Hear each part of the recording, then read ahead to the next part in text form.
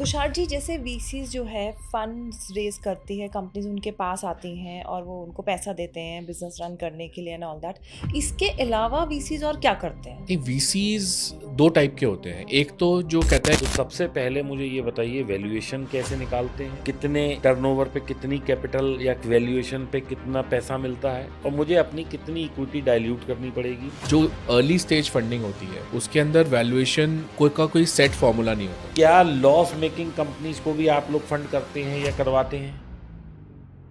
Sir, इसमें loss की quality देखी जाती है कि लॉस आ क्यों रहा अगर आज आपको कोई स्टार्टअप ओपन करना है, तो आप क्या शुरू करें? है। कंज्यूमर सेक्टर इंडिया में हमेशा सदाबहार रहेगा।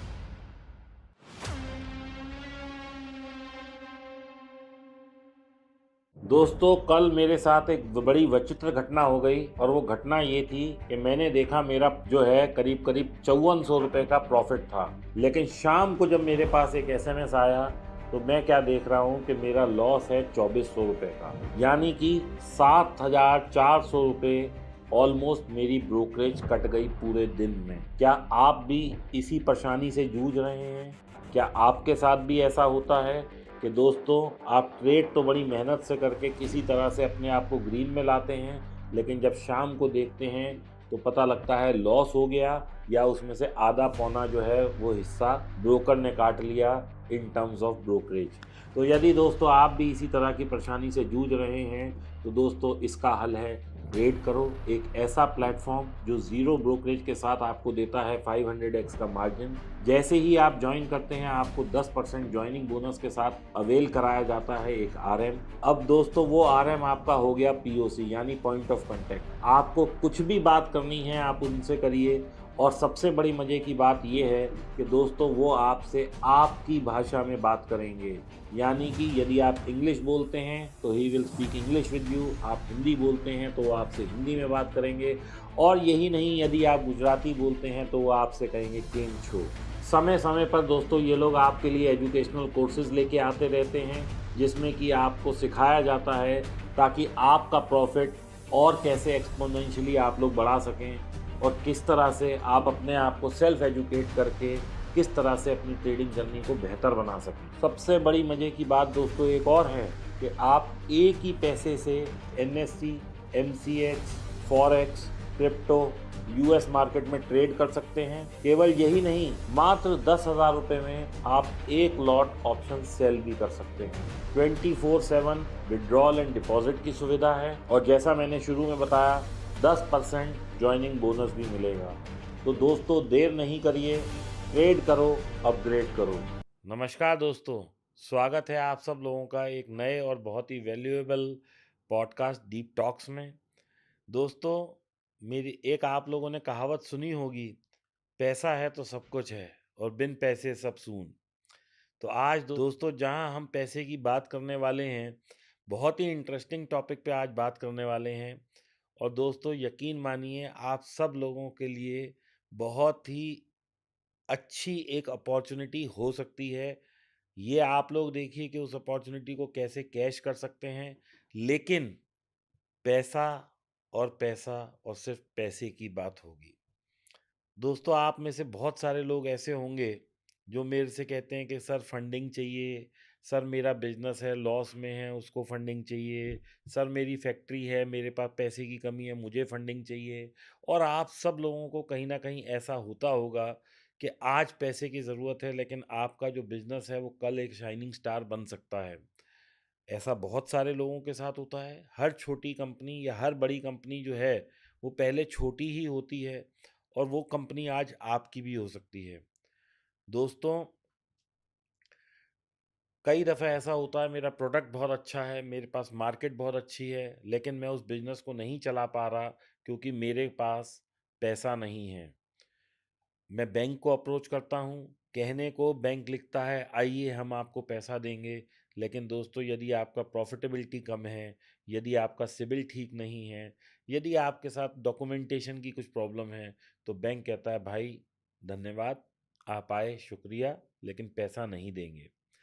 दोस्तों यहाँ पे जो है एक ऐसे व्यक्तित्व का नाम आता है जो आपके लॉस में भी आपको फंडिंग करता है, आपकी एजुकेशन से भी उसे कोई मतलब नहीं है, आपके सिर्फ उसे बिजनेस, प्रोडक्ट और आप में इंटरेस्ट होता है।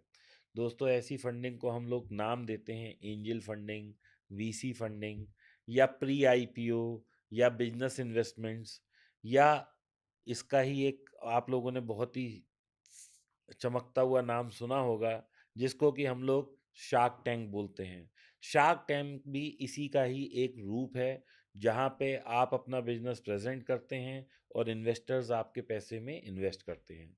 तो ये सारी प्रक्रिया कैसे हो सकती है, कैसे आप लोग यहाँ से शार्क टैंक तक पहुँच सकते हैं, कैसे आप लोग फंड रेज कर सकते हैं बगैर शार्क टैंक में पहुँचे, क्या क्या लीगैलिटीज़ चाहिए, क्या क्या उसके लिए कंप्लायंस चाहिए, किस तरीके से पैसा आप लोग उगा सकते हैं, आज की सारी चर्चा इसी पे ही होने वाली है।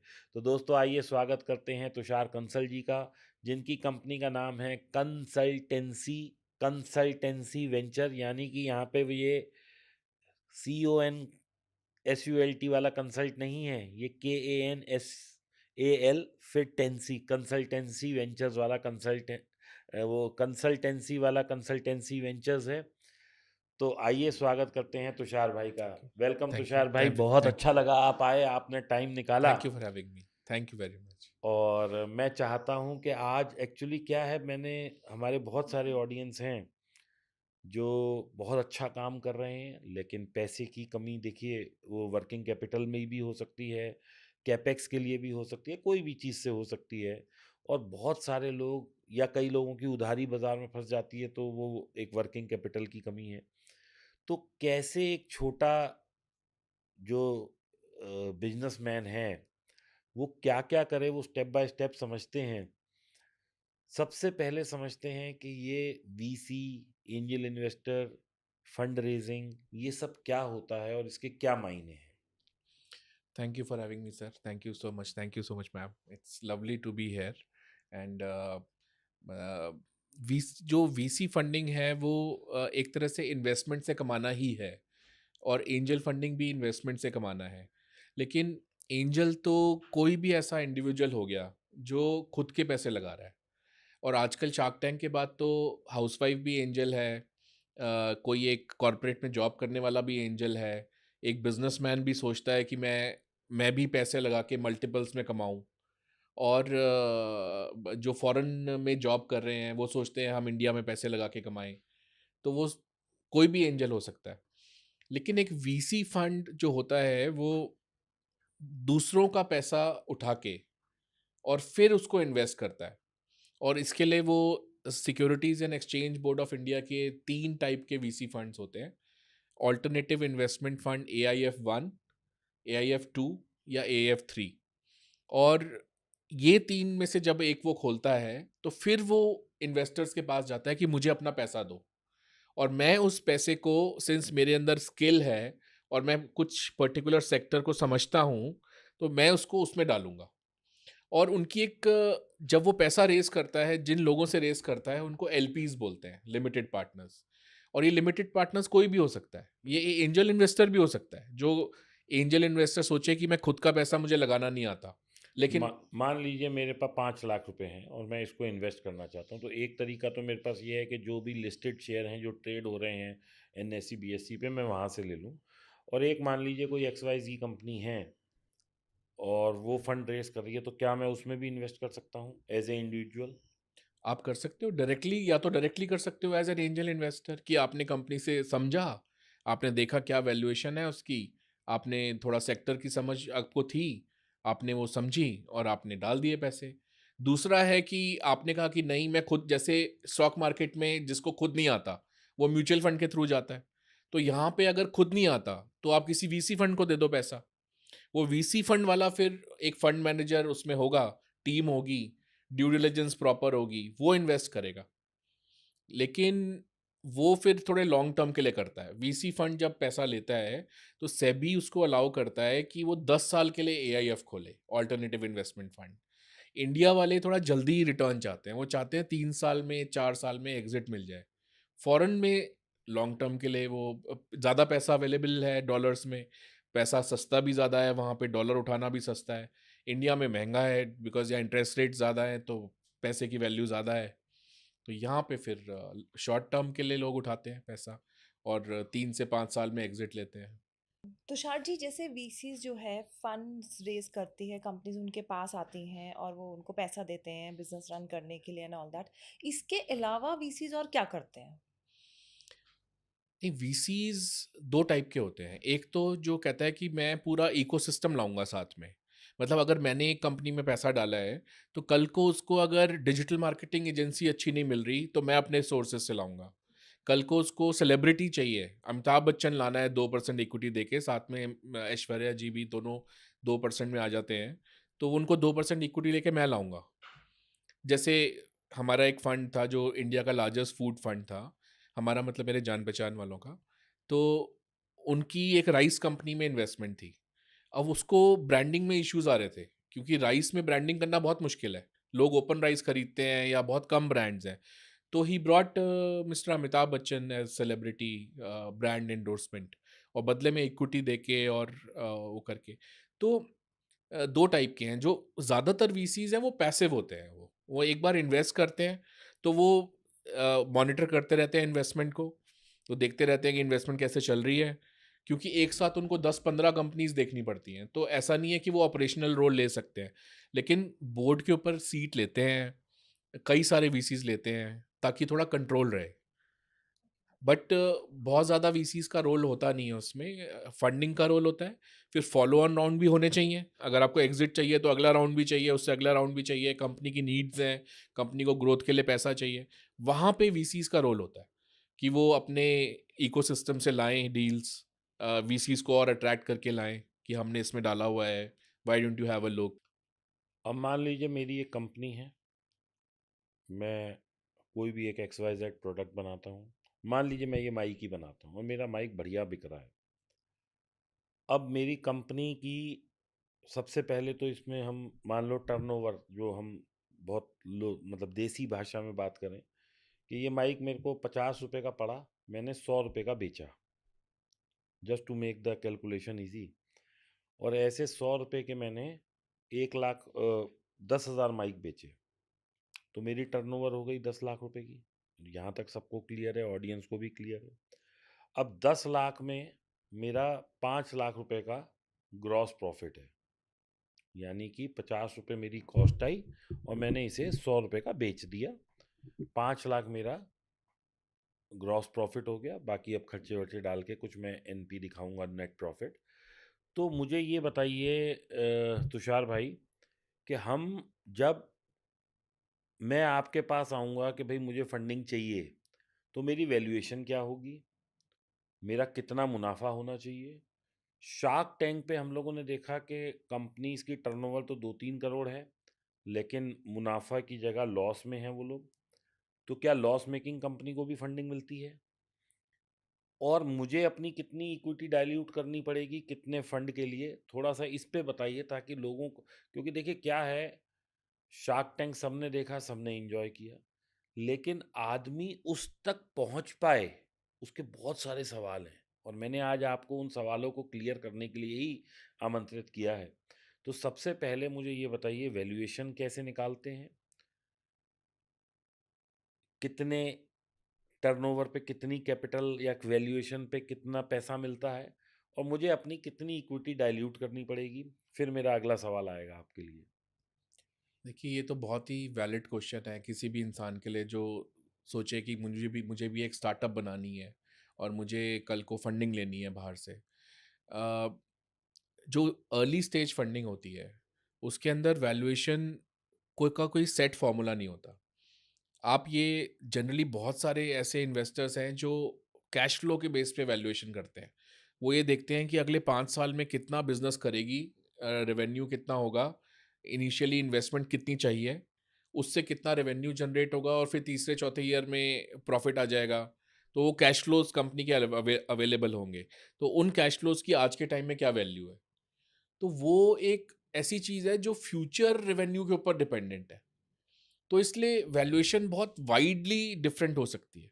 जैसे मेरे पास सेम टाइप की 2 कंपनीज़ आई थी, एक बैंगलोर से, एक दिल्ली से। एक ने सेम टाइप का बिज़नेस 10 करोड़ की वैल्यू पे फंडिंग ले रखी थी। दूसरे वाले ने 1 करोड़ की वैल्यू पे फंडिंग ले रखी थी। तो इन्वेस्टर टू इन्वेस्टर भी फ़र्क होता है, बट अगर बॉलपार्क बेसिस पे देखें, थंब रूल के बेसिस पे, तो जो कंपनी 10 लाख का टर्नओवर कर रही है, उसकी वैल्यूएशन 50-70 लैक्स, 1 करोड़ से ऊपर नहीं मतलब लग हम सकती। टर्नओवर का 5 to 10 10x टाइम्स, हाँ, मान लेते मतलब हैं। अगर ब्रॉडली आप सोचो तो। लेकिन अगर सपोज़ 50 लाख या 1 करोड़ का टर्नओवर कर रही है, तो आप वैल्यूएशन 10 करोड़ 15-20 करोड़ आप देख सकते हो आराम से। मतलब इसमें आपको इन्वेस्टर मिल जाएगा, जो आपको 3 करोड़ दे देगा, 15% इक्विटी ले लेगा। और शुरू में जो कई कई ऐसे फाउंडर्स हैं, वो सोचते हैं कि मैं शुरू में 5% से ऊपर नहीं दूँगा। लेकिन जो सबसे शुरू में आपका इन्वेस्टर आपके पास आता है, वो सबसे ज़्यादा रिस्क ले रहा है। और उसको बहुत उसके मन में होता है कि यार मैं डाल रहा हूँ इसमें से, इसमें तो आज तक किसी ने नहीं डाला। तो वो 10, 12, 15% से कम नहीं लेता कोई भी। हर किसी को 10, 12, 15, 18, 20% चाहिए होती है। उसके लिए वो कितनी वैल्यू आपको देता है, वो डेफ़िनेटली आजकल बहुत सारे केसेस मेरे पास आते हैं प्री रेवेन्यू, कि सर हमने एक प्रोटोटाइप बनाया है, अभी हम उसको बेच के कोशिश करेंगे, उसमें हम फीचर्स ऐड करेंगे, लेकिन अभी रेवेन्यू नहीं है। तो प्री रेवेन्यू में इवन एंजल इन्वेस्टर नहीं कर रहा आजकल। वो कह रहा है कि हम भी थोड़ी-सी मैच्योर कंपनीज़ में करेंगे जिसमें रेवेन्यू हो। और अभी जैसे एक कंपनी है, वो पेट फूड्स बेचती है, तो अमेज़न और फ्लिपकार्ट और इन पे बेचती है। तो 3 करोड़ की वैल्यू पे मेरे रिलेटिव को स्टेक ऑफर हुआ था। तो उसने कहा नहीं, मेरे को तो 3 करोड़ की वैल्यूएशन नहीं दूँगा, मैं तो 2 करोड़ की वैल्यूएशन दूँगा। तो उन्होंने 15 दिन लगा दिए। 15 दिन में उसकी ज़ेप्टो के फाउंडर के साथ मीटिंग हो गई। उसने बोल दिया मैं तेरे प्रोडक्ट को चला दूँगा ज़ेप्टो पे। अब वो 20 करोड़ वैल्यू माँग रहा है। 3 पे 2 के लिए लड़ता रहा, अब वो 20 पे करने को तैयार है। क्योंकि अब ज़ेप्टो के फाउंडर ने ईमेल में कमिट किया है कि मैं इसको टॉप फूड ब्रांड्स में अपने प्लेटफॉर्म पे शो करूंगा। बिकॉज सब कुछ फ्यूचर में है, तो बेसिकली जो अग्रीमेंट्स हैं, क्या डिस्ट्रीब्यूशन है, क्या प्लेटफॉर्म है, कितना फाउंडर की समझ है। जैसे अभी एक कंपनी मेरे पास आई थी, लो ट्रांसफैट्स, वीगन, नो, नथिंग इनऑर्गेनिक, पूरा नेचुरल फूड। उसकी क्या मार्केट में, मतलब क्या वीसीज का रिस्पॉन्स है उसका, because everybody is moving towards healthy food. तो ऐसी कंपनी को अगर आप सोचो कि उसका 1 करोड़ का टर्नओवर ऑलरेडी है उस कंपनी का, तो 20 करोड़ का वैल्यूएशन, 15 करोड़ का वैल्यूएशन गलत नहीं मांग रहा, वो मिल जाता है। Tushar ji, as a VC, आपके पास अगर कोई कंपनी आई है फंड रेज करने के लिए, तो आप कोई ऐसे 5 पॉइंटर्स दीजिए जिसको आप देखते हैं कि हाँ, ये कंपनी वर्थ इट है इन्वेस्ट करने के लिए। देखिए, लोग कहते हैं कि फाउंडर के ऊपर पैसा लगता है। फाउंडर एक ऐसा हॉर्स है, घोड़ा है, जिसके ऊपर आप बेट कर रहे हो। कई वीसीज का मत ये है कि जितना अर्ली स्टेज आप में इन्वेस्ट करते हो, उतना बंदा देख के इन्वेस्ट करते हो कि हम इस बंदे के ऊपर पैसा लगा रहे हैं, विच इज़ ट्रू। लेकिन मैं आपको असली बात बताऊं कि इवन आप लेट स्टेज में भी अगर कर रहे हो इन्वेस्ट, तो तब भी आप सबसे बड़ी चीज़ यही देखते हो कि ये फाउंडर की क्या क्वालिटी है। अभी 2 कंपनीज में मेरा एक पार्टनर फंड है जिसमें मैं वेंचर पार्टनर हूँ। उन्होंने पैसे डाले 12 करोड़ और 15 करोड़। दोनों फाउंडर्स सुपर एग्रेसिव, बैकफुट पे तो कभी मैंने देखा ही नहीं उनको। सामने कोई प्राइवेट इक्विटी आ जाए, कोई वीसी आ जाए, कोई गवर्नमेंट आ जाए, सेबी आ जाए, कोई आ जाए, मतलब सुपर एग्रेसिव। तो that is the biggest quality, confidence. और जो आदमी में वो एक्स फैक्टर होता है, वो कॉन्फिडेंस होता है, वो अपनी कोई ख़राब चीज़ चल रही है उसको ठीक कर लेता है। वो उस वजह से पीछे नहीं जाता, सॉल्यूशंस ढूंढ लेता है कि चल थोड़ा पैसे का नुकसान होगा, let me find the solution. Second चीज़ है प्रोडक्ट, वो सबसे इंपॉर्टेंट है, प्रोडक्ट या सर्विस। अब लोग कहते थे अर्बन कंपनी नहीं चलेगा क्योंकि सस्ते में आपको गिग वर्कर्स मिल जाते हैं, आपको प्लम्बर मिल जाता है, लोग कहते थे। ऐसे मैंने कई पॉडकास्ट में बोला कि ब्लिंकिट तो चल ही नहीं सकता, जेप्टो तो चल ही नहीं सकता। बट कन्वीनियंस, पीपल आर हाँ, बट पेइंग। मुझे लगता था कि जो नेबरहुड किराने वाला है, वो आपको आधे घंटे में सामान भेज देता है घर पे, और वो डिस्काउंट्स भी देता है, तो आप क्यों दोगे? बट वो मार्केट चल गई। आप देखो, जो आजकल कंपनीज हैं हु आर पेइंग वेल, जो मिडिल क्लास के लोग हैं, उनसे काम कितना लेती है? रात को 9 बजे तक बंदा थका रहता है, वाइफ ने भी जॉब कर रही है, हस्बैंड भी जॉब कर रहा है, रात को थके हुए हैं, तो ईजी है ना, ब्लिंकिट करो, सामान आ जाता है, रेटिंग्स उसमें अलग होती हैं। एंड लोग क्या कैलकुलेशन कर रहे हैं, मैं आपको बताती हूँ। There are two categories. एक कैटेगरी है टिपिकल जो हाउसवाइफ्स हैं या जिनके साथ पेरेंट्स रह रहे हैं, बेसिकली वो ये कैलकुलेशन करते हैं कि भाई जेप्टो ब्लिंकिट पे आपने 15 रुपये या 20 रुपये या 10 रुपये डिलीवरी क्यों पे करनी है, मैं नीचे से जाके ले आता हूँ।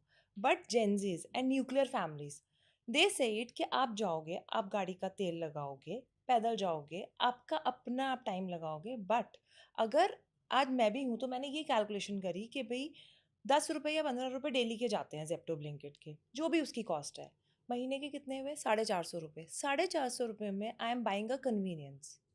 बिकॉज मैं एक सोसाइटी अपार्टमेंट में रहती हूँ, वहाँ से मुझे चल के जाना पड़ेगा, टाइम लगाना पड़ेगा, तो बेटर है ना 10 मिनट में चीज़ आ रही है। Correct, correct. एक और तुषार इसमें एक बहुत बड़ा फ़र्क है, जो अवेयरनेस की बात है। लोग अगर शायद इसको फॉलो कर पाएँ, लाइक हम ब्लिंकिट और ये सब सबसे पहले शुरू हुए, या जो भी कोई ब्रांड है, मैं किसी पर्टिकुलर ब्रांड की बात नहीं कर रहा, लेकिन जितने भी ये कन्वीनियंस टाइप के वो हैं डिलीवरी जो लोग करते हैं, उसमें एक दूध और ब्रेड सबसे बड़ा आइटम है जो ये लोग सबसे पहले इनिशियल स्टेज में स्टार्ट करते हैं, which is having the least profit of margin, but वो नेसेसिटी है।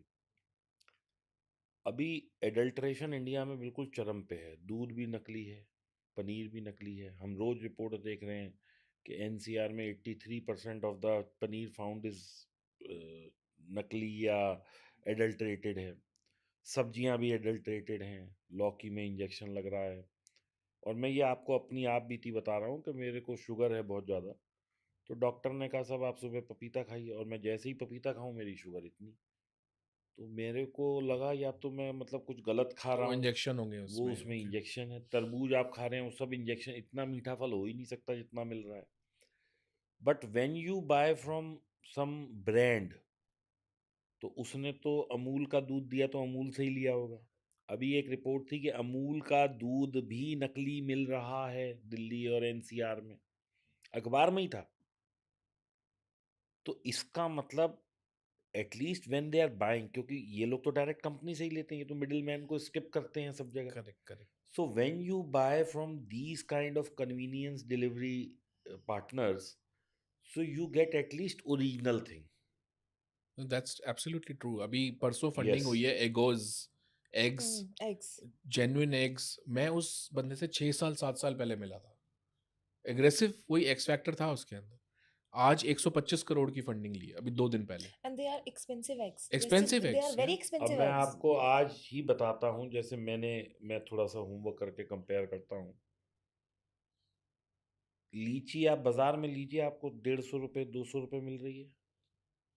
सारी एडल्ट्रेटेड है, सब में दवाइयाँ डली हैं। आप इन प्लेटफॉर्म से मंगाइए जिनका आप नाम ले रहे हैं, वहाँ 400 रुपये, लेकिन बेच रहे हैं। Same goes with cherry, same goes with avocado, same goes with anything. तो कन्वीनियंस के बाद आप एटलीस्ट श्योर तो हैं कि I am getting the best. उसमें लिखा है ऑर्गेनिक, उसमें लिखा है non organic. That is why you are paying a yes, premium कि वो घर पे भी दे आपको। और बिल्कुल। अब मेरा लोकल वेंडर है, उसे क्या पता, वो तो खुद ही पढ़ा लिखा नहीं है। वो तो कह रहा है साहब ये पपीता है, ये 100 रुपये है और ये 150 है। अब हमें क्या पता कि वो 150 है भी या नहीं। So reliability factor is something which is more with the when you are dealing with the brand. Absolutely. Yes. नहीं, वो प्रीमियम वीसी दे रहा है आजकल, मतलब बस वही चीज़ है। इसी प्रोडक्ट का प्रीमियम दे रहा है, इसी सर्विस का प्रीमियम पे कर रहा है। और वो ये सोच रहा है कि आज 5 साल के अंदर हज़ारों करोड़ की ब्लिंकिट खड़ी हो गई, हज़ारों करोड़ की जेप्टो खड़ी हो गई, तो मेरा भी जो मैं आज ये डाल रहा हूँ पैसा, ये भी कल को आईपीओ तक जाएगी। जोमेटो ने देखो, जोमेटो इन्फो एज ने शुरू में डाले थे पैसे, जी। वो 100 गुना पे चल रहा है रिटर्न पे। लेकिन जोमेटो के फाउंडर का आई विल गिव क्रेडिट, बहुत कंपनीज हैं जो लॉसेस नहीं हटा पाई।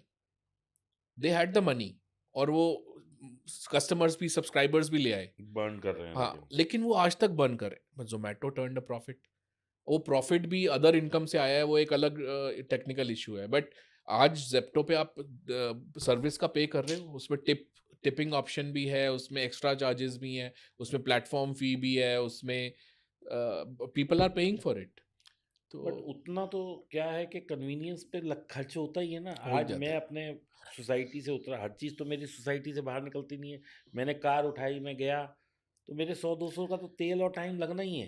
करेक्ट। टाइम की चलो हम वैल्यू ना भी लगाएं, लेकिन 100-200 का तेल तो मामूली बात है, क्योंकि आप रेंगते रेंगते जाओगे। आप कौन सा 60 की स्पीड पे जाने वाले हो?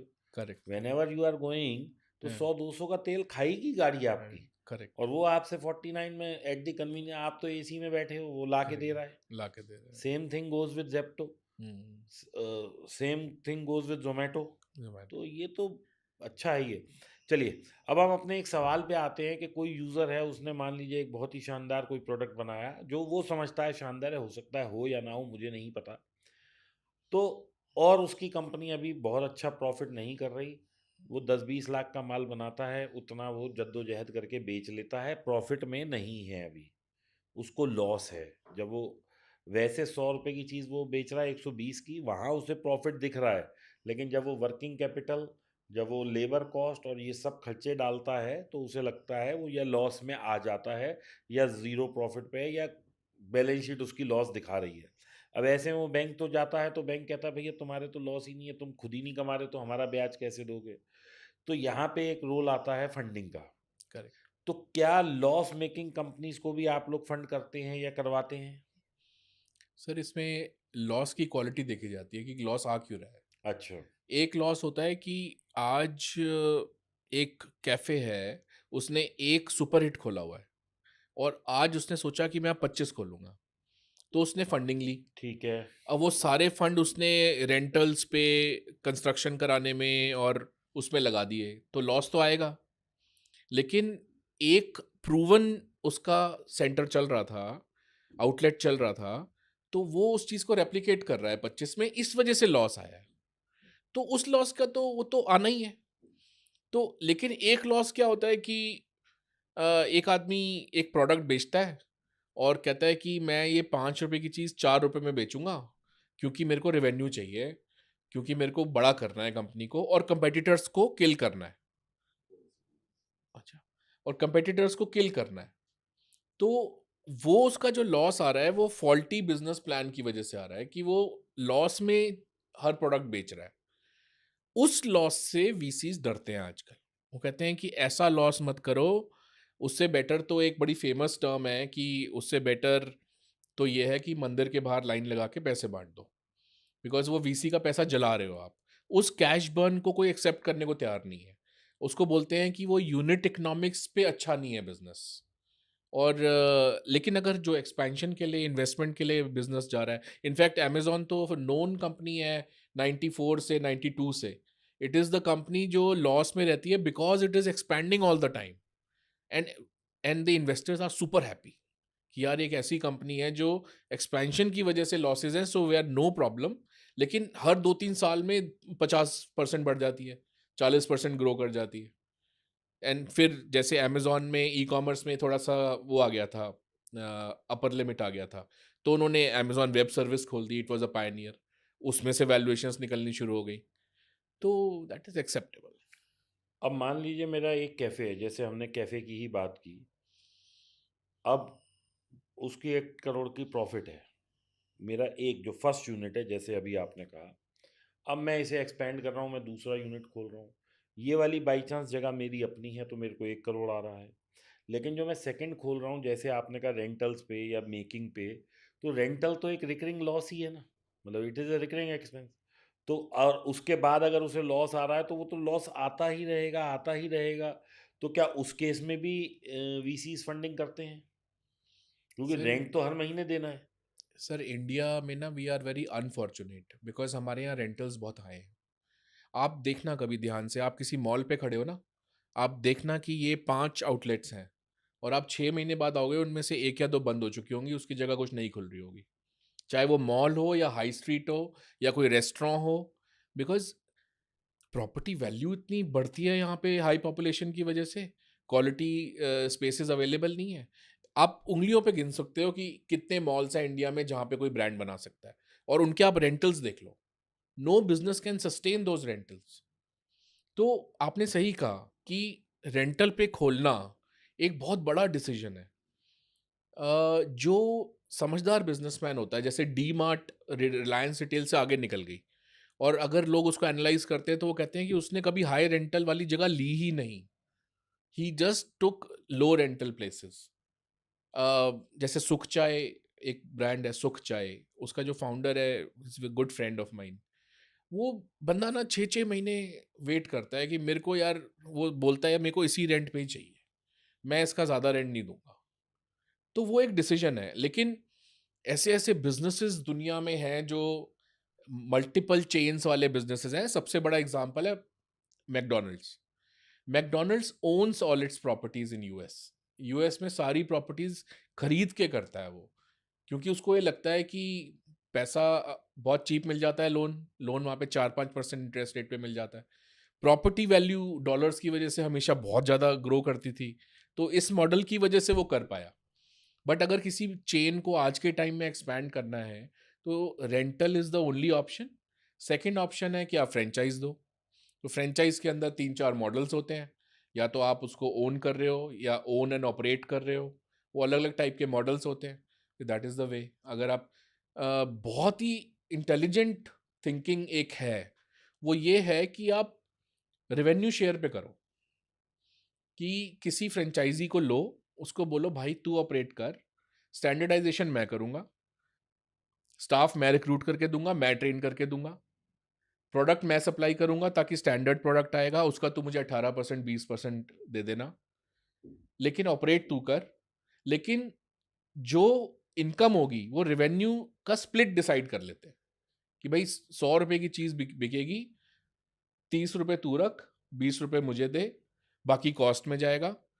तो दोनों का रिस्क पूल इन हो गया। That is the way.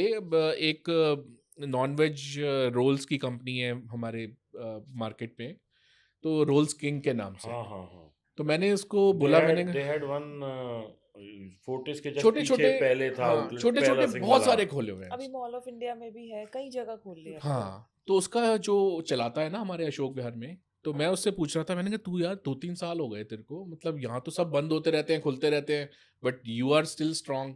तो उसने मुझे उसका स्ट्रक्चर समझाया। कहता है कि हमारा कुछ स्टैंडर्ड पे आउट है ही नहीं, हम जो जितना रेवेन्यू है उसका परसेंटेज पे आउट करते हैं ओनर को। That's the way. बट लोग कितना अच्छे से अपना ब्रेन यूटिलाइज कर लेते हैं, और एक्चुअली रोल्स किंग ने काफी जगह आउटलेट्स खोले हुए हैं बिल्कुल। And they are running very well. बड़ी आउटलेट नहीं खोलेगा, छोटा है। छोटी आउटलेट खोलेगा। यस। अब 24/7 आउटलेट्स थे। लोग सोचते थे कि रात के टाइम पे बहुत चलेगा, कन्वीनियंस स्टोर। कन्वीनियंस है, क्योंकि जो यंगस्टर्स होते हैं वो तो लेट सोते हैं। And it's easy to eat also. Roll हाँ is always easy to eat, handy है, हाँ, आप लेके जा सकते हो कहीं पर भी। बिल्कुल बिल्कुल। और क्वालिटी तो है ही, चाहिए ही क्वालिटी।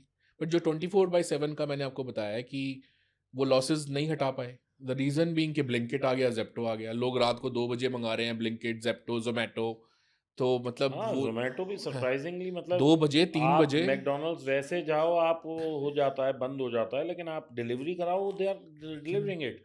अब वो क्लाउड किचन है क्या है मुझे नहीं पता, लेकिन हो रही है डिलीवरी। हो गई। तो वही है जो जो बात जेफ बीजोस ने 92 में बोली थी कि जो online will beat offline. Okay. तो वही हो रहा है। आप देखो ना, everybody is opening a D2C brand. सब रिटेल खोलने से डरते हैं, सिर्फ बड़े ग्रुप्स ने खोला हुआ है। टाटा ने जूडियो खोला, जिनके पास अनलिमिटेड मनी है, या तो आईपीओ से आ रहा है या किसी TCS जैसी कैश काउ से आ रहा है, यस। तो वो लोग खोल पाते हैं। या शेख का ऑयल मनी है जो मिडल ईस्ट में ईमार इतने सारी बिल्डिंग्स खोल के बैठा है। या चाइना में चाइनीज गवर्नमेंट के पास $1 ट्रिलियन का ट्रेडिंग प्रॉफिट है, तो इस वजह से वो सारी स्टॉक मार्केट में इतने बड़े बड़े इन्वेस्टमेंट्स हो रहे हैं। तो कहीं unlimited money has to come from somewhere. लेकिन एक छोटा इन्वेस्टर अगर सोचे तो वो cost is the biggest word, cost पे ध्यान दे। इंडिया जैसी कंट्री में cost is the biggest thing. चलिए अब हम आते हैं कंप्लायंस पे। इंडिया में आज भी जो छोटा व्यवसाय है, चाहे वो दुकान हो चाहे वो छोटी फैक्ट्री हो, जनरली प्रोप्राइटरशिप ही होती है, क्योंकि जो ओनर होता है वही बेचारे आधे से ज़्यादा काम कर रहा होता है। सुबह ऑर्डर भी वो ले रहा होता है, डिस्पैच पे भी वो होता है, अकाउंट्स वाले के साथ भी खड़ा है, कलेक्शन भी वही कर रहा है। क्योंकि अपना बिजनेस है ना, तो बहुत काम करता है ओनर जो होता है। तो जब अगर किसी ओनर को प्रोप्राइटरशिप से निकल के फंडिंग तक पहुंचना है, तो क्या-क्या कंप्लायंस हैं जो उसे अपने पास रेडी रखने चाहिए या माइंड में रखने चाहिए, और उस पे उसे काम करना चाहिए कि now it is the right time to expand and I have to follow all these compliances, या मुझे क्या-क्या प्रोसीजरल मेथड्स जो हैं उन्हें फॉलो करना है, जिससे कि मैं कल को एक वीसी या आपके सामने आके खड़ा हूँ कि साहब ये मेरी किताब है, अब मुझे पैसा दिलवाओ। Sir, by nature of investment, अगर आप इन्वेस्ट करते हो तो आपको कंपनी के शेयर्स चाहिए। अच्छा। अगर एक लिमिटेड लाइबिलिटी कंपनी है या पार्टनरशिप कंपनी है, दो लोगों ने बनाई और उन्होंने एक अग्रीमेंट साइन कर लिया कि 30% प्रॉफिट एक को जाएगा, 70% एक को जाएगा, लेकिन उस कंपनी के कोई शेयर्स नहीं है, तो कोई भी इन्वेस्टर हाथ नहीं डालेगा। Okay. It has to be a private limited company. लेकिन क्या प्राइवेट लिमिटेड कंपनी का शेयर सेबी और डीमैट में आता है? सेबी और डीमैट में कंपलसरी नहीं होता, तो लेकिन आपके जो एमसीए की वेबसाइट है, मिनिस्ट्री ऑफ हाँ, हाँ। कॉर्पोरेट अफेयर्स, वहाँ पे तो रिफ्लेक्ट होता है ना अच्छा, आपका। वहाँ सब वहाँ डायरेक्टर्स रिफ्लेक्ट के होता नाम है, होते बिल्कुल हैं। बोर्ड रेजोल्यूशन पास होता है, अच्छा, फिर शेयर ट्रांसफर होते हैं, सीएस करता है, ठीक उसके है। बाद वो वहाँ रिफ्लेक्ट होता है। तो आपको तो श्योरिटी है ना, एमसीए की वेबसाइट पे ऐसे चेंज नहीं हो सकता बिना बोर्ड रेजोल्यूशन के, which is a okay, legal process. Okay. लेकिन अगर आप कोई प्री आईपीओ कंपनी में या ग्रे मार्केट शेयर्स में आप कर रहे हो, वो डीमैट कंपलसरी हो चुका है। अच्छा, आपको डीमैट में शेयर्स ही करने पड़ेंगे, physical share, agreement based nothing. तो एक तो हो गया प्राइवेट लिमिटेड कंपनी। दूसरा, अगर आप कोई फाउंडर या को फाउंडर ले रहे हो, तो उसके साथ आपका अग्रीमेंट साइन होना चाहिए, रोल्स एंड रिस्पॉन्सिबिलिटीज डिफाइंड होनी चाहिए। ऐसा नहीं है कि सब वर्बल है। अब बहुत सारी कंपनीज में होता है, तीन लोगों ने मिलकर शुरू करी, कॉलेज स्टूडेंट्स ने, बाद में जाके एक बंदा ही सारी एफर्ट कर रहा था, बाकी दोनों ने जॉब्स पकड़ ली। वो कंपनी को अचानक से 100 करोड़ की फंडिंग मिल गई, अब आपस में तीनों लड़ रहे हैं, और जो वीसी है वो कह रहा है ये दो कौन है यार, तो इन दोनों को डाइल्यूट करो, क्योंकि ये किस बात की 25% 15% लेके बैठे हैं। तो अगर फाउंडर्स एग्रीमेंट आपस में साइंड हो, और फाउंडर एग्रीमेंट मुश्किल नहीं है, स्टार्टअप इंडिया की वेबसाइट पे आपको सारे sample agreement, investment agreement, share holders agreement, share transfer agreement सब मिल जाता है आपको। फाउंडर एग्रीमेंट भी मिल जाता है। उस सैंपल। सैंपल जो बहुत अच्छी क्वालिटी का है, ऑसम, मतलब बहुत ही अच्छी क्वालिटी का है। उसमें तो ये क्लॉजेज हैं, आज आपने शेयर्स अलॉट कर दिए और फाउंडर कह रहा है कि मैं छोड़ के जा रहा हूं जॉब करने, तो आप वापस भी ले सकते हो as per agreement. Okay, claw back clause भी है उसमें। तो ऐसा नहीं है, जैसे कई फाउंडर सोचता है कि मैं इसको इक्विटी अभी क्यों दूं, बिकॉज पहले परफॉर्म करे ना, फिर ले ले 15% इक्विटी। तो वो ईसॉप्स देता है, employee stock option plans. ESOPs में क्या होता है कि मैं तेरे को 3% इक्विटी दूंगा, लेकिन हर साल 1-1% साल के एंड में मिलेगी। उसको वेस्टिंग बोलते हैं। एक साल परफॉर्म कर, 1% ले ले, एक साल और परफॉर्म कर, 1% और ले ले। तो उससे अकाउंटेबिलिटी इंश्योर होती है। तो ये हो गया, एक प्राइवेट लिमिटेड कंपनी बनाओ, always have founder agreements, always keep a good accountant. मतलब ये नहीं कि कोई भी सीए है, आपके ना प्रॉपर इन्वॉइसेस बन रहे हैं, ना टैली पे आपने अपलोड किया हुआ है। Your accounting has to be very clean, because कल को वो चेक करेगा तो वो कहेगा यार इस कंपनी में ना कुछ, मतलब इसको एक्सपैंड करने लायक दम ही नहीं है, और फिर फ्रॉड्स हो जाते हैं। अभी रिसेंटली उन्होंने बोला ना, जो फ्लिपकार्ट के एक्स फाउंडर थे, उनकी कंपनी, जो एनबीएफसी है, उसमें निकला 25 करोड़ का फ्रॉड। उनके कुछ प्रोसेसेस सेट नहीं थे, वो एम्प्लॉय ने कर दिया बीच में से 25 करोड़ का।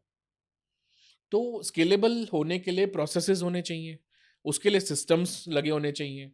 आप कोई अच्छा सीआरएम लगाओ, अच्छा ईआरपी लगाओ, मिनिमम टैली तो हो, एजेंसी हो, अगर बिग फोर जितना पे नहीं कर सकते आप अकाउंटेंट को, तो at least have a good professional agency. तो ये सारे हाइजीन फैक्टर्स हैं जो कंपनी को प्रोफेशनल बनाते हैं।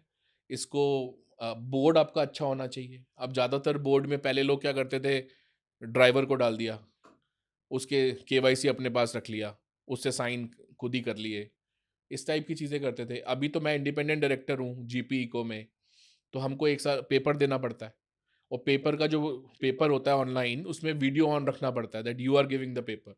ओके। 50% पासिंग है उसमें, और वो 1 साल के लिए होता है, फिर आपको 1 साल बाद दोबारा देना पड़ता है, क्योंकि सारी लॉज चेंज होते रहते हैं। तो इतनी आसानी से आप इंडिपेंडेंट डायरेक्टर नहीं बन सकते, और इंडिपेंडेंट डायरेक्टर के ऊपर भी इतनी रिस्पॉन्सिबिलिटीज है। कल को कुछ फ्रॉड निकला, कंपनी ने लोन लिया वापस नहीं किया, वो पुराने सारे इंडिपेंडेंट डायरेक्टर जो उस टाइम थे, जो अब नहीं है, उनको भी पकड़ लेते हैं। तो इट इज़ नॉट ईजी। तो प्राइवेट लिमिटेड कंपनी होनी चाहिए, प्रॉपर अकाउंटिंग का सिस्टम होना चाहिए, बोर्ड आपका क्लीन होना चाहिए, बोर्ड अच्छा होना चाहिए, आप अच्छा अच्छे होना लोग चाहिए। डालो ना उसमें, सेक्टर के अच्छे लोग पकड़ के डालो, इंसेंटिवाइज देम ना। आप बोलो कि जब मैं आपको 1% इक्विटी दे दूंगा, या some other way, meeting charges. तो ये सब अगर करता है तो अपना वो, चाहे प्रॉफिट में है, कम प्रॉफिट में है, लॉस में है, वो आपके आगे आके खड़ा हो सकता है, just like it is shown in shark tank, और आप उसको फंडिंग करवा सकते हैं या कर सकते हैं, what ever is sir reasonable लेके। अल्टीमेट जो डिसीजन मेकर होता है वो कस्टमर होता है, अच्छा। कि वो प्रोडक्ट खरीद रहा है या नहीं। तो कस्टमर ऑब्सेशन एक वर्ड है जो जैक बीजोस ने बोला था, कि the way is customer obsession. आप कंपेटिटर के बारे में सोचो ही मत। जैसे भगवत गीता में है कि जो अर्जुन मछली को देखते हैं ना, तो एक बड़ी फेमस स्टोरी है कि अमेज़न जब आया था, तो उनका कंपेटिटर एक रिटेल स्टोर था, जिसकी सिर्फ रिटेल आउटलेट्स थी। तो उसने अचानक से अनाउंस किया that we will be creating our own online website to sell books. और ये सारे एम्प्लॉयज़ पहुंच गए जेफ बीजोस के पास कि सर हम तो मर गए, क्योंकि ये तो डीप पॉकेट्स हैं, कल को स्टोर्स खुले हुए हैं इसके, वहीं से ये कोरियर कर दिया करेगा बुक्स, वी आर गॉन। और उसमें एक मेमो है जेफ जेफ बीजोस का, वी हैव द कस्टमर।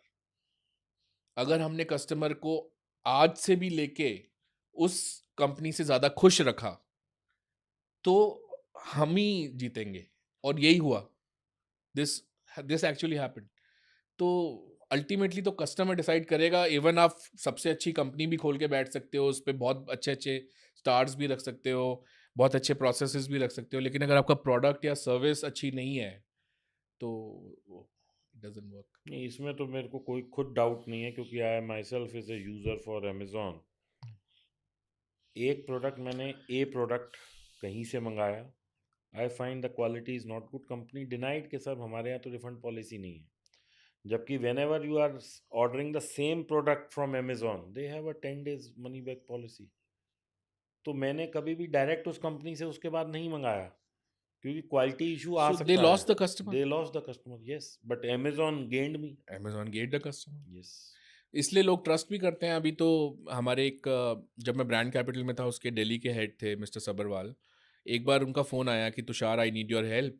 मैंने अपनी बेटी के लिए सबसे एक स्मार्टफोन ख़रीदना था, तो मैंने गूगल पे सर्च करा, तो जो वेबसाइट में सबसे सस्ता मिल रहा था मैंने वो बुक कर दिया। वो गायब ही हो गई, कंपनी गायब है, वो आया ही नहीं कभी, कब ना कभी रिफंड आया। तो मतलब trust, yes, trust is. Customer obsession, trust, quality of delivery, continuity of the same quality. अब हल्दीराम आप जाते हो, सेम भुचोला भटूरा 40 साल से खिला रहा है, 50 साल से, कंसिस्टेंसी। सेम। ना वॉल्यूम कम किया, ना क्वालिटी खराब की, रेट भी ठीक है, मतलब सो सिविल एक बहुत एक बहुत ही कुछ लोगों के लिए बहुत अच्छा शब्द है, कुछ लोगों के लिए डरावना शब्द है। क्योंकि क्या होता है कि जब आदमी अपनी समस्याओं और छोटे बिजनेस में जूझ रहा होता है, तो अक्सर उससे कहीं ना कहीं गलती हो जाती है, इंटेंशनली और अनइंटेंशनली, कि वो कभी अपनी लोन की किस्त नहीं दे पाया क्योंकि उसको सप्लायर ने पैसा नहीं दिया, या कोई प्रॉब्लम हो गई, क्योंकि वो हैंड टू माउथ, 1-2 करोड़ का बिजनेस आज हैंड टू माउथ ही होता है। 3 करोड़ का बिजनेस अगर कोई टर्नओवर हो रही है, तो वो हैंड टू माउथ ही है, कि यहाँ से पैसा आया, 5 जगह डिस्ट्रीब्यूट हो गया। आप कोई फैक्ट्री में या व्यवसाय में कोई दुर्घटना हो गई, 2 लाख वहाँ देने पड़ गए, तो यहाँ से काट के दिए जा रहे हैं। अब उस केस में हो सकता है ईएमआई ना पे करी, सिविल खराब हो गया, क्रेडिट कार्ड ना पे करा, सिविल खराब हो गया। तो क्या एक वीसी या एक फंड या जब भी फंड रेजिंग होती है तो आप लोग भी सिविल चेक करते हो या आप लोग सिर्फ प्रोडक्ट, फाउंडर, पैसा और टर्नओवर के बेसिस पे देते हो? सिविल मैटर करता है या नहीं मैटर करता है? जो ड्यू डिलिजेंस होती है सर, वो 4 टाइप से होती है। एक होती है टेक्नोलॉजी जेन्युइन है, यानी अब बहुत सारी टेक कंपनीज आती हैं, हमने ये एआई नेटिव बी2बी वर्टिकल सैस बनाया है जो यूनिक है। अब किसको पता वो यूनिक है या नहीं? किसी और का एपीआई यूज़ करके उन्होंने एक नई लुक लगा के उसमें चैट जीपीटी पीछे लगा रखा है। तो वो 2-3 आईआईटियंस का पैनल है, वो पूरा डीप जाके चेक करते हैं कि इसमें टेक्नोलॉजी जेन्युइन है या नहीं। दूसरा है अकाउंटिंग। जैसे मैंने आपको बताया, अकाउंटिंग में तो इंडिया में लोग क्या-क्या खेल जाते हैं। मतलब बिल्कुल ही अजीब ही हिसाब किताब है। जो स्टॉक मार्केट पे कंपनीज लिस्टेड हैं, उसकी एक रिपोर्ट आई थी कि 60% के अकाउंट्स फ्रॉड है। तो मतलब इट्स अनबिलीवेबल। इंडसइंड बैंक का केस लोगों ने यस, देखा अभी होगा रिसेंटली। कि मतलब कमाल है। तीसरा, जो लॉज हैं, जो कॉन्ट्रैक्ट्स हैं, वो आपने कितने अच्छे साइन किए हुए हैं नहीं। मतलब आपने हो सकता है रेवेन्यू लेने के लिए उल्टे सीधे प्रॉफिट शेयर्स आपने साइन कर रखे हो। और मेरी एक कंपनी थी, मैं उससे बहुत क्लोजली इन्वॉल्व था। तो अकाउंटिंग के टाइम पे जब मैंने उसको स्टडी किया तो ओहो, मतलब रेवेन्यू के लिए जस्ट बिकॉज वो यूएस की प्राइवेट इक्विटी फंड को रेवेन्यू दिखाना था, अ, बिल्कुल माइंडलेस कॉन्ट्रैक्ट साइन किए हुए थे जिसमें लास्ट में लॉस ही होना था। चौथा जो सिबिल का केस है वो है फाउंडर्स बैकग्राउंड, जो ड्यू डिलिजेंस होती है। उस केस के अंदर सारी चीज़ें मैटर करती हैं कि इस फाउंडर ने इसका कैरेक्टर कैसा है, इसने जो हमें क्लेम किया है कि मैं इस डिग्री करी है, मैं इस सिटी से आया हूँ, मैंने वहाँ पे ये अचीव किया, मैं यहाँ पे जॉब करता था, बहुत अच्छा परफॉर्म किया, वो सारे कॉल्स जाती हैं। वहाँ पे सिबिल मैटर करता है बिकॉज अगर उसने लोन नहीं पे बैक किया तो इसका मतलब ये है कि there is a character issue. और जैसे मैंने आपको बताया, founder is the biggest thing on which you bet upon. Bet upon. अब राहुल यादव का नाम तो आपने सुना है, जो पहले हाउसिंग.com का आईआईटी ड्रॉप आउट, उसके ऊपर इन्फो एज ने 400-500 करोड़ रुपए लगा दिए ब्रोकर नेटवर्क नाम के। तो वो हाउसिंग से निकाला गया था इसलिए बिकॉज उसने फ्रॉड किया था एलिजिडली, जो चल रहा है केसेस। और ब्रोकर नेटवर्क में कुछ कहानियां ये सुनने में आई कि रोल्स रॉयस पे आते थे, सैलरीज पेड नहीं थी, और कमेलियाज में घर है और वो पैसा तो इन्फो एज की शेल आउट हो। हाँ, तो कैरेक्टर सर, इंडिया में हम रहते हैं ना जहाँ पे कोर्ट, जेनसॉल अभी रिसेंट हमारे जेंसोल, पास अब आया। कैमेलियाज में घर है। मतलब इंडिया में कोर्ट केसेस 20 साल, 10 साल, 25 साल, महंगे महंगे लॉयर्स रखो आप, तारीख पे तारीख। ऐसे केस में फाउंडर कैरेक्टर जज करना और उसकी कितना वो रिलायबल है, वो बहुत इंपॉर्टेंट है। सिबिल टेक्निकली स्पीकिंग तो लोन्स के लिए यूज होता है, but it is a reflector of character, your. Yes. हाँ, अब क्रेड बनाई कुणाल शाह ने, 300 मिलियन का फ्री चार्ज बेचा, और क्रेड जैसी कंपनी बनाई जिसमें जिन लोगों के क्रेडिट कार्ड हिस्ट्री सबसे अच्छी है, उन 1 करोड़ लोगों को एग्रीगेट कर लिया उसने कि ये सबसे पैसे वाले, सबसे बेस्ट कैरेक्टर, इनकी पेमेंट नहीं मरती। और उन 1 करोड़ को अब सामान बेच रहा है, फंडिंग भी कर रहे हैं। और फंडिंग वो कर रहा है, क्रेड सामान बेच रहा है। हर कोई नहीं डाउनलोड कर सकता क्रेड भी, लाइक हाँ, I have you have to to be a certain. Yes I have 2-3 like employees in fact big 4 companies में जिन जो क्रेड को एक्सेस ही नहीं कर पा रहे हैं। Right. Because they have a detailed credit history, तो मतलब वो हर एक को नहीं entertain. I don't know whether he will be able to convert it into a profitable sustainable business. अभी तक तो नहीं, अभी तक तो लॉसेस चल रहे हैं।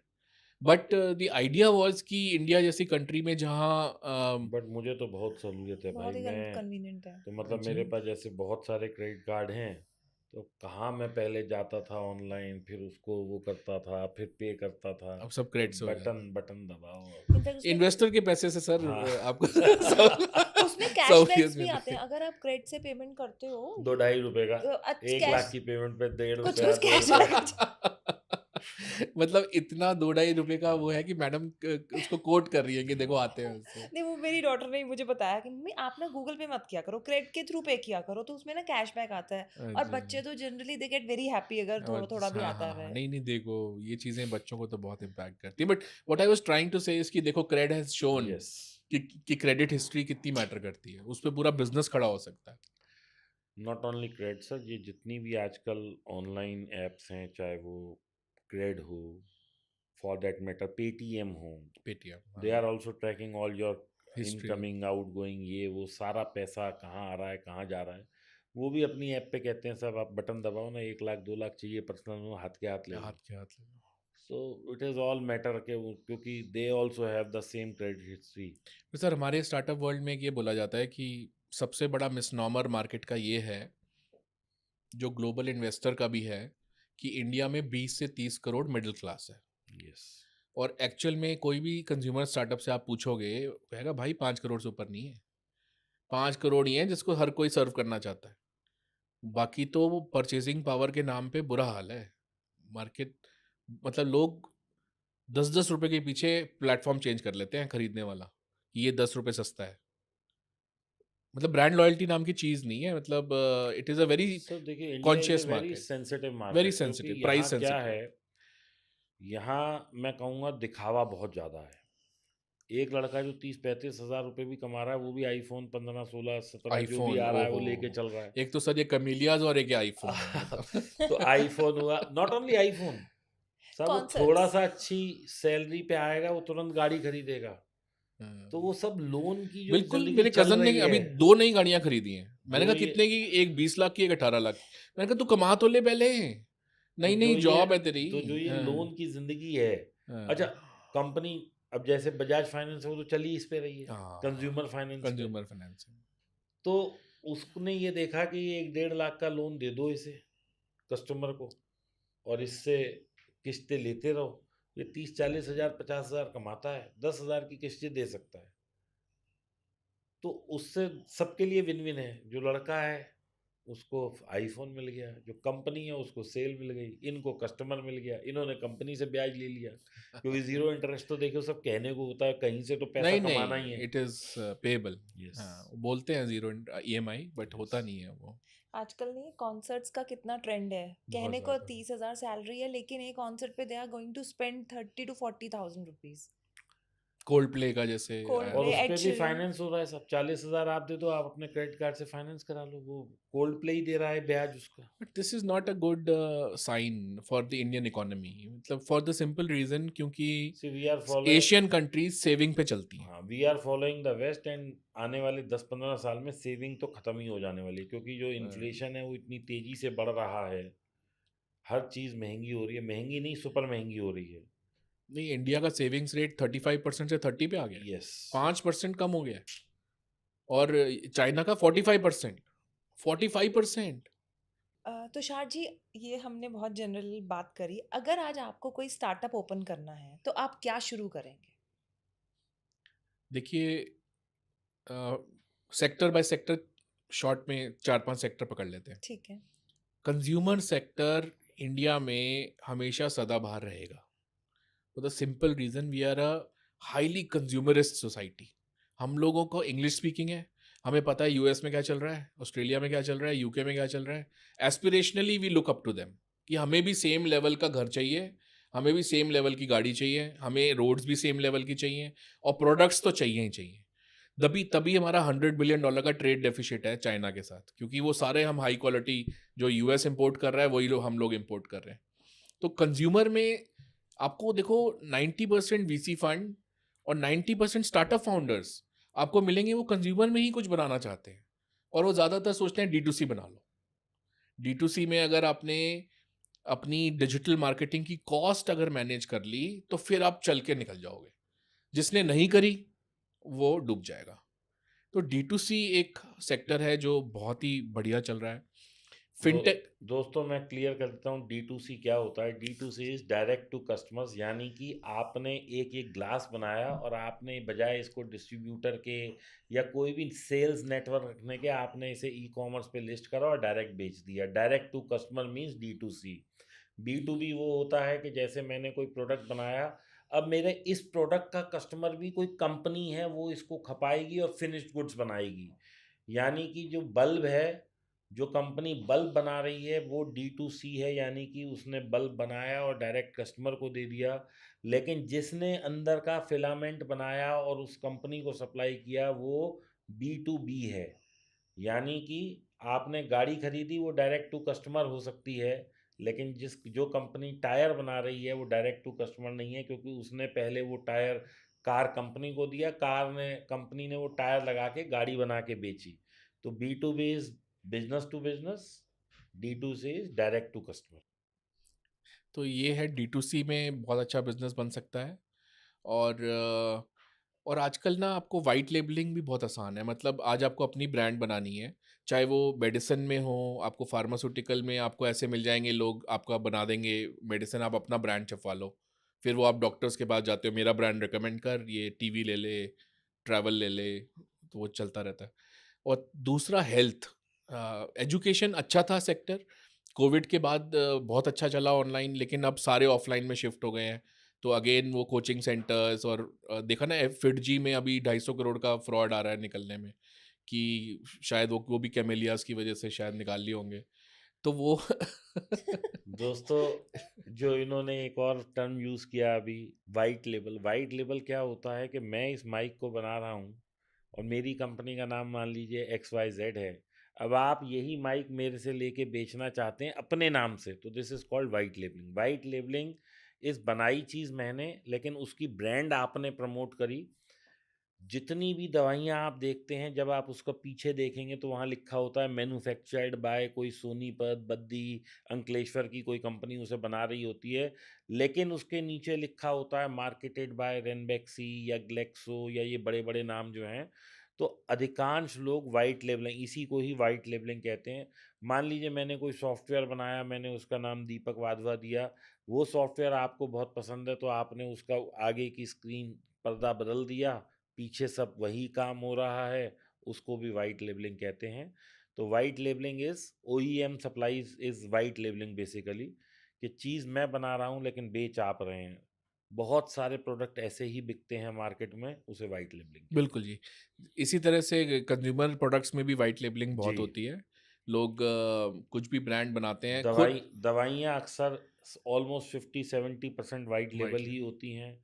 जितने आप बिस्किट कुकीज़ खाते हैं ये भी अधिकांश टाइम वाइट लेबलिंग होती है। बहुत छोटी छोटी कंपनीज हैं जिनका प्रोडक्ट बहुत अच्छा है लेकिन उनके पास मार्केट नहीं है, तो वो कहते हैं भैया हम अपना दिमाग क्यों लगाएं, हम इस बड़े ब्रांड को 40% सस्ते में दे देते हैं, तो वो वाइट लेबलिंग ही होती है। बिल्कुल in fact many cosmetic companies cosmetic companies भी कॉस्मेटिक सारी 70-80% जितनी वाइट लेबलिंग ही लग्जरी है। आयुर्वेदा टाइप है वो दे आर ऑल डूइंग बिल्कुल और दैट। अभी तो आप लोगों ने सुना होगा जब चाइना ने टैरिफ लगाया था, तो वो आपको सब पता लगा, लुई वितौन से लेके गुची से लेके सारे प्रोडक्ट चाइना में बन रहे हैं और वो चाइना वाले उनके नाम से बना के दे रहे हैं, वो वाइट लेबलिंग ही है।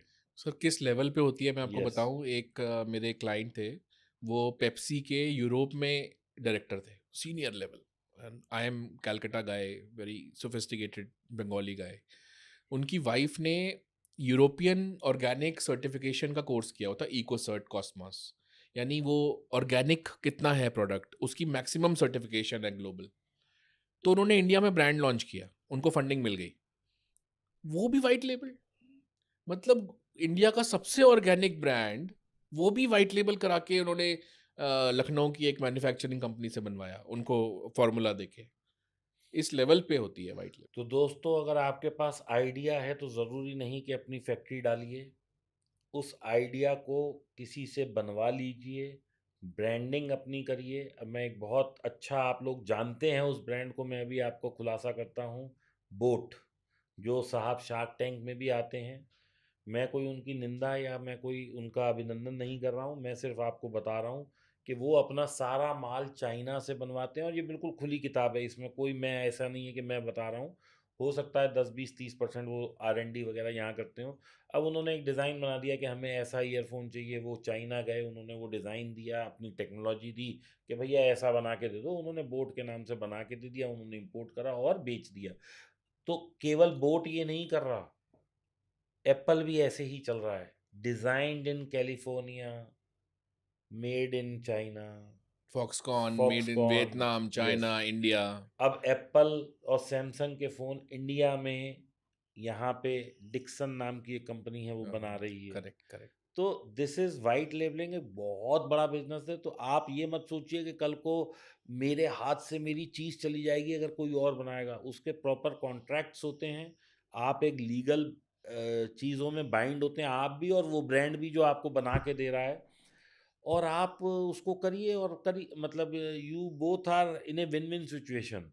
आपको प्रोडक्ट अगर आप अपनी फैक्ट्री में बनाते हैं, मान लीजिए आपकी 10 करोड़ की इन्वेस्टमेंट होने वाली है और आप अपने यहाँ बनाते हैं, वो 10 रुपए की पड़ेगी, तो आपको 12 रुपए में वो आदमी बना के दे देगा जो आपके अपने ब्रांड से। तो 10 करोड़ का ब्याज नहीं दिया, थोड़ा सा कॉस्ट महंगी कर ली। बात कान इधर से पकड़ो इधर से पकड़ो, बात वही पड़नी है। सिर्फ वाइट लेबलिंग में क्या है कि आपने अपनी 70% जो सिरदर्दी थी वो किसी और को दे दी, और उसकी जो सिरदर्दी थी वो मार्केट नहीं कर पा रहा था, वो अब आपके फॉर्म में कर रहा है, अपना ब्रांड नहीं, आपके ब्रांड से। तो दोस्तों, ये भी एक अच्छा तरीका है। आपके पास कम पूंजी, आप वाइट लेबल बनाइए किसी भी चीज़ का और मार्केटिंग पे खर्चा करिए और अपने ब्रांड को एलिवेट करिए। उस पे भी फंडिंग मिल जाएगी, ये लोग फंड उस पे भी देते हैं। बिल्कुल जी, तो बिल्कुल। बस अब आपने करना क्या है दोस्तों, चर्चा बहुत लंबी हो गई है, लेकिन कुल मिला के बात क्या है, कंप्लायंस को फॉलो करना है। पैसे का आई सबसे पहला तो इम्पोर्टेंट है आइडिएशन। आपको कोई ऐसा प्रोडक्ट ढूंढना है जिसकी मार्केट हो। ये मत सोचिए कि उसका कितना कंपटीटर है। आज हर गली कूचे पे छोले भटूरे बिक रहे हैं, लेकिन हल्दीराम की एक अपनी जगह है, बीकानेर की अपनी जगह है, और सबका माल बिक रहा है। ऐसा नहीं है कि किसी का नहीं बिक रहा। जब मैकडॉनल्ड्स इंडिया में आया था, सबसे पहले 19 रुपए का बर्गर उसने बेचा था। लोगों को लगा भैया ये तो खा जाएगा सबको। उसके बाद 300 वाला भी बर्गर बिक रहा है, 1000 वाला भी बिक रहा है, 800 वाला भी बिक रहा है। अभी मेरे बेटे ने ही कोई बर्गर था, वो पता नहीं उसमें कुछ गोल्ड वोल्ड लगा हुआ था, क्या था मुझे नहीं पता, लेकिन वो 1500 का भी बिक रहा है। तो ये मत सोचिए कि आपके प्रोडक्ट की जगह नहीं है, वो सस्ता वाला खा जाएगा। हर प्रोडक्ट के लिए हर नीश का कस्टमर अवेलेबल है और हर नीश की ज़रूरत है। आईफोन 1.5 लाख 2 लाख का भी बिक रहा है, हाई चीज़ भी बिक रही है, लो भी बिक रही है। तो ये मत सोचिए कि बिकेगा या नहीं बिकेगा, बस लगिए, करिए, वाइट लेबल करिए, कहीं से बनवाइए, अपने आइडिया पे कामयाब रहिए, अपने ब्रांड को स्ट्रॉन्ग बनाइए। भाई साहब जैसे लोग बहुत हैं इंडिया में जो आपको फंडिंग देने के लिए तैयार हैं। बस आपका एग्रेशन और आपकी प्रॉफिटेबिलिटी और आपकी लंबी सोच दिखनी चाहिए। पैसा अवेलेबल है। बैंक आपको तब तक पैसा नहीं देता जब तक प्रॉफिट नहीं होता, और बैंक ब्याज भी लेता है, ये लोग ब्याज भी नहीं लेते। ये पैसा देते हैं क्योंकि ये आपको 10 साल आगे के विज़न पे पैसा लगाते हैं, इन्हें इमीडिएट प्रॉफिट नहीं चाहिए होता। तो दोस्तों, पैसा अवेलेबल है, ईज़िली अवेलेबल है। कंसल्टेंसी वेंचर्स नाम है साहब की कंपनी का, और ऐसी केवल एक ये नहीं है, he is one of them. ऐसे बहुत सारे लोग हैं, ढूंढेंगे, गूगल करेंगे, मिल जाएगा। लेकिन इस पॉडकास्ट का सिर्फ मकसद ये था कि आप लोग ये मत सोचिए कि पैसा नहीं अवेलेबल, पैसा भरपूर है, क्योंकि आपको पैसे की ज़रूरत है। लेकिन बहुत सारे ऐसे लोग हैं जो इस तरह के एवेन्यू ढूंढ रहे हैं कि पैसे को कहाँ डाला जाए। तो अगर आपकी ज़रूरत है तो उनकी भी ज़रूरत है, अगर आपकी ज़रूरत है तो उनकी भी ज़रूरत है। बिल्कुल नहीं डरिए, पैसे को माँगना कोई बुराई बात नहीं है। बस अपनी चीज़ों को स्ट्रीमलाइन करिए और चले आइए, पैसा अवेलेबल है। इसी सोच के साथ धन्यवाद देते हैं thank you so Tushar much ji sir. को थैंक यू मैम, कि thank thank you you so sir Tushar for भाई मच। हैविंग आए। मी। और यदि दोस्तों आपके कोई और सवाल हैं जो मैं पूछने से रह गया, कमेंट में सवाल पूछिए। हम इनसे रिक्वेस्ट करेंगे कि ये आके आपके सवालों के जवाब दें। अगर ये नहीं आते, मैं अपनी टीम में से बोलूँगा किसी को। लेकिन फिर भी कोई ऐसे अनसुलझे सवाल रह जाएंगे आपके, तो इन्हें हम पार्ट 2 में अवश्य बुलाएंगे। बहुत बहुत थैंक यू धन्यवाद sir, Tushar thank ji, you, यहाँ आने थैंक यू के सर। लिए आपका बहुत बहुत थैंक यू सो शुक्रिया। मच। Thank you.